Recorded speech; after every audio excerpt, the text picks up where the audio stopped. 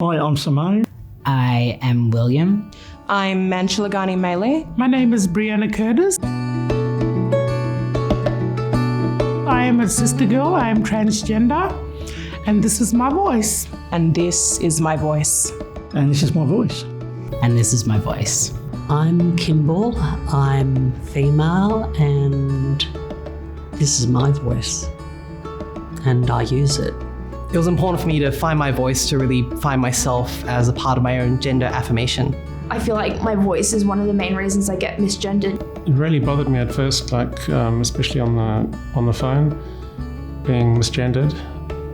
And it still does bother me quite a bit, but I guess I've got to the point where I'm sort of, more confident in myself, so I'm not as bothered as I was. I did have to change the way that I used my voice to some extent. I found an app that was supposed to help you train your voice to, something like a cis female norm.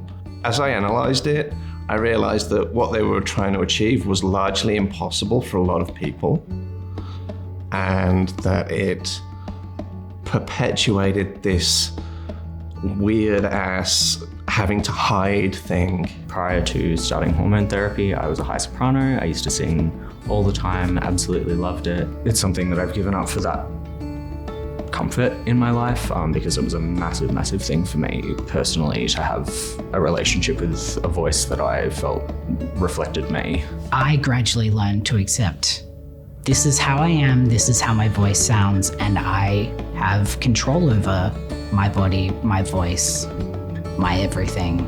And some days it's really high and some days it's really low and raspy. And on all of those days, I'm just like, what's it gonna be like today? I noticed that my voice did get a little bit more clearer, a little bit more girlier, kind of just more higher. I didn't honestly really think about it that much when starting hormones. I was like, that would be cool, but it wasn't a huge thing for me. It's really changed how I'm gendered in the world, but also your voice breaking is like a whole moment. It's definitely something that affects me every day.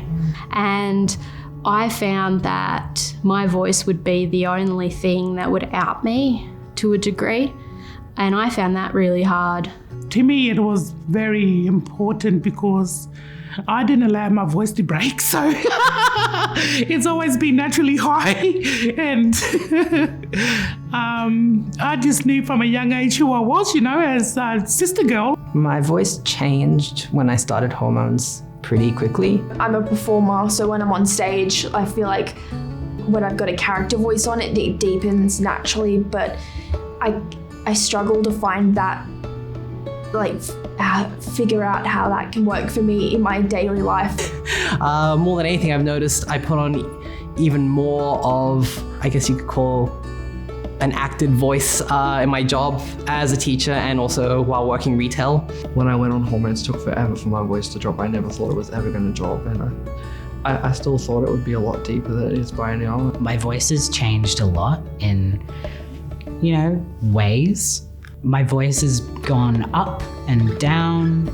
When I was a kid, it was quite raspy and androgynous, which I didn't like at the time because it made me different. And then I went on hormones, I went on testosterone, and it gradually got deeper and a little bit raspier and squeakier, a little bit nasally, and gosh, so exciting. How exciting. I thought it was so fun.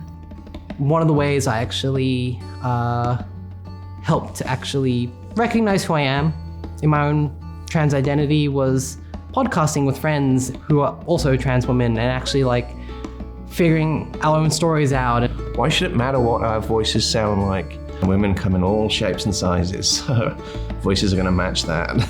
There's so much strength in voice, especially in bodies like ourselves. Having my voice I think it's important for me to own it, and I think it's important for all trans people to own their voice no matter what they sound like, because at the end of the day, it doesn't change who you are as a person.